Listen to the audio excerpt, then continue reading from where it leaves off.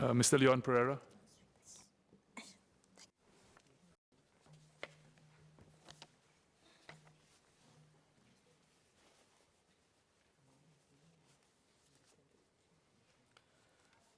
Mr. Deputy Speaker, sir, I support the motion. We all age. That is an inescapable fact of the human condition. But it is a fact that we human beings all too often try to escape or decry or deny or despair of, rather than embrace aging as the doorway to a new, different, exciting phase of life with its own potential and pitfalls. And this goes to the heart of the matter.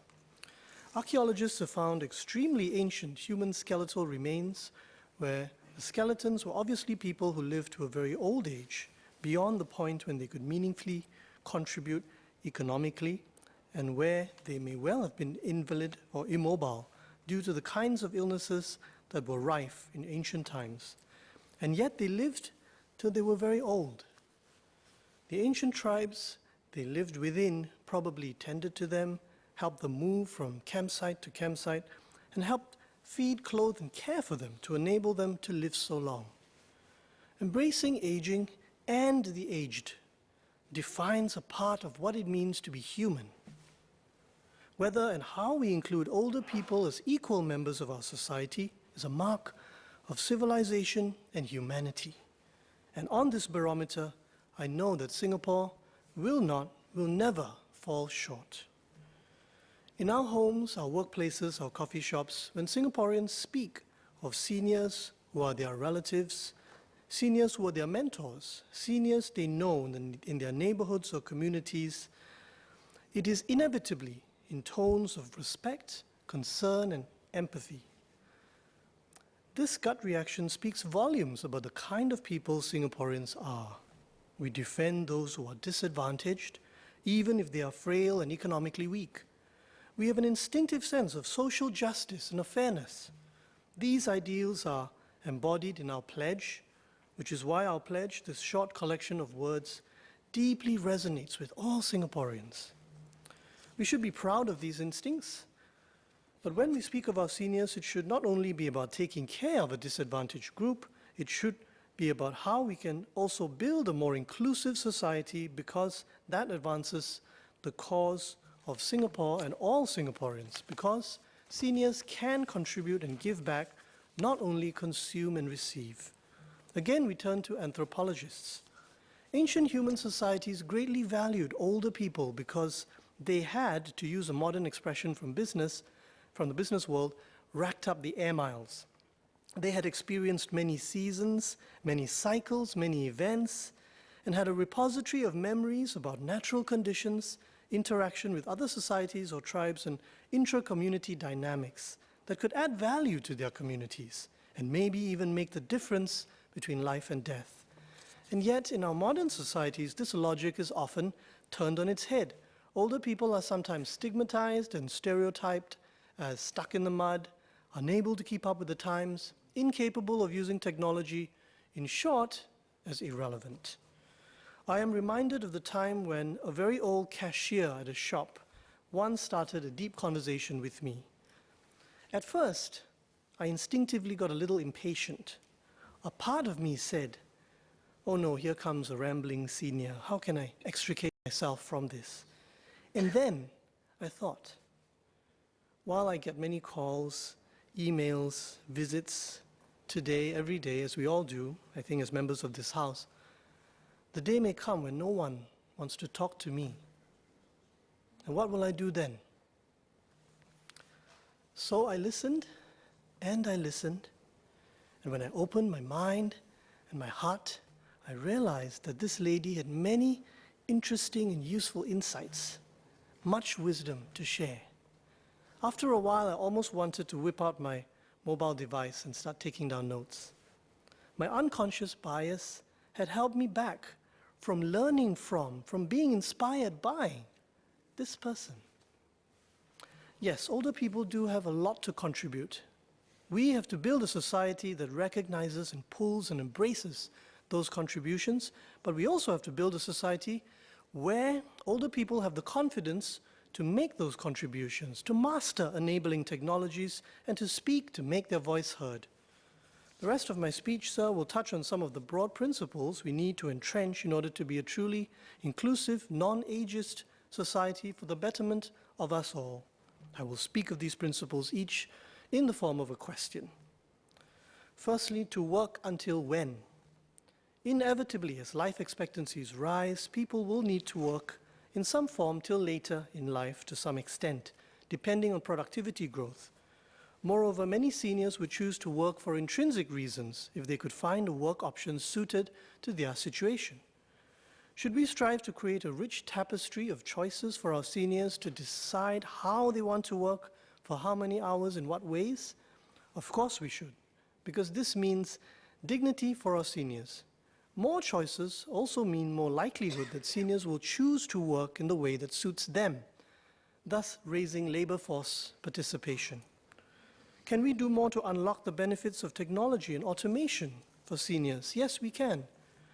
For example, engaging NGOs to raise the technology literacy and usage of mobile apps by seniors, using perhaps a social impact bond to tie results to state spending to ensure maximum impact for our fiscal dollars. And the concept of a social impact bond is something I have spoken about in the House previously. Or perhaps by allowing less ambulatory seniors to provide consulting, sharing of ideas, training or review of work done by way of low-cost video calls from home. Technology holds out the promise of better enabling seniors to lead productive lives, to contribute to the world of work in the way they feel best able to and for longer. The march of technology can also mitigate some of the ravages of age that might otherwise impede that. The second question is how to work. To fully unlock the potential of seniors in the workplace, we need to do more to create options for work. Many seniors have a wealth of knowledge and experience, but many may want to work in a part-time, advisory or consulting capacity if those capacities existed.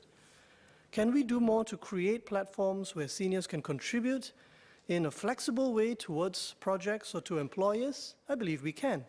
For example, there are platforms right now that match potential board members to board openings in the for-profit and not-for-profit sectors.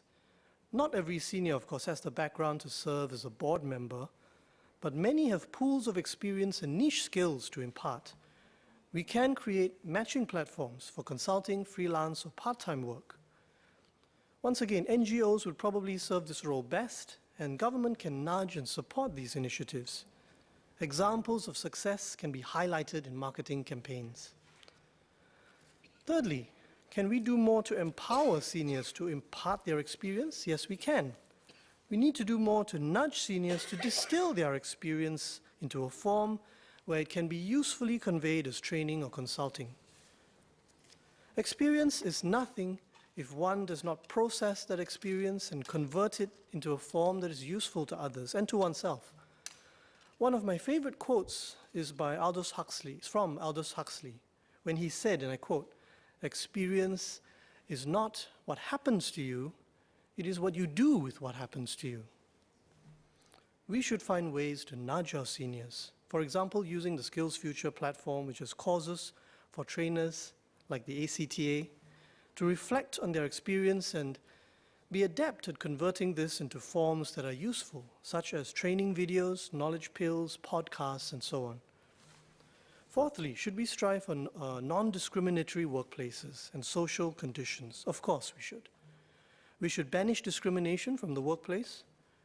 Right now, almost 10,000 workers are classified as discouraged, meaning that they have given up looking for a job. Some of them have given up due to what they sense as ageist discrimination in the labor market.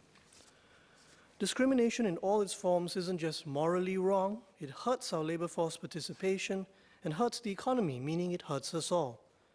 Let's do more to fight this, perhaps by giving TAFEP more teeth, and perhaps exploring how we can better recognize employers who walk the talk by having older workers make up a larger share of their workforce.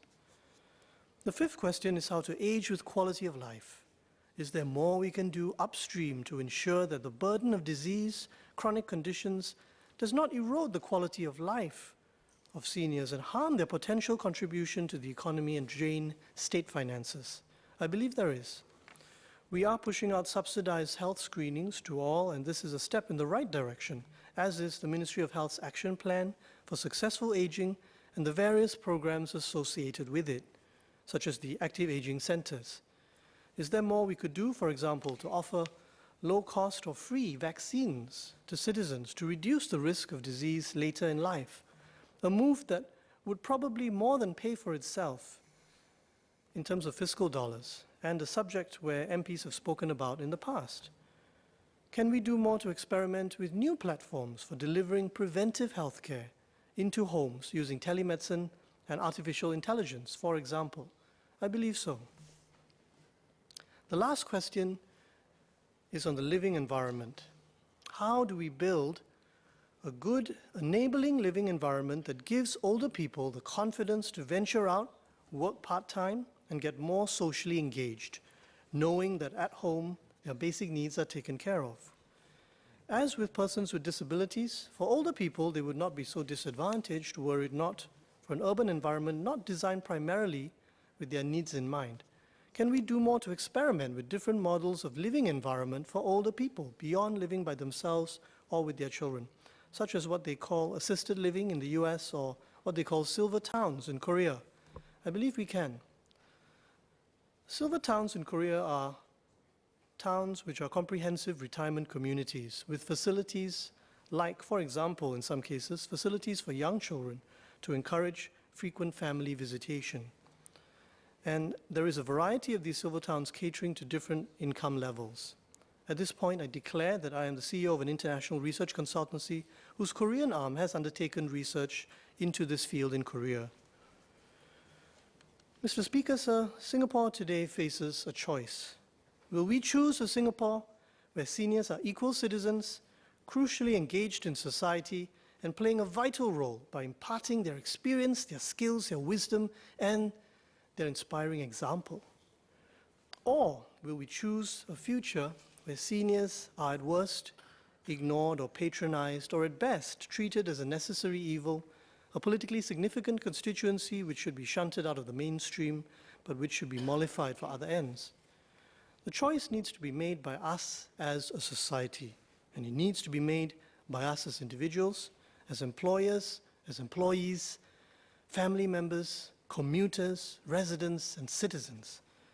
On this question, we need a multi-pronged, whole-of-government and whole-of-society approach.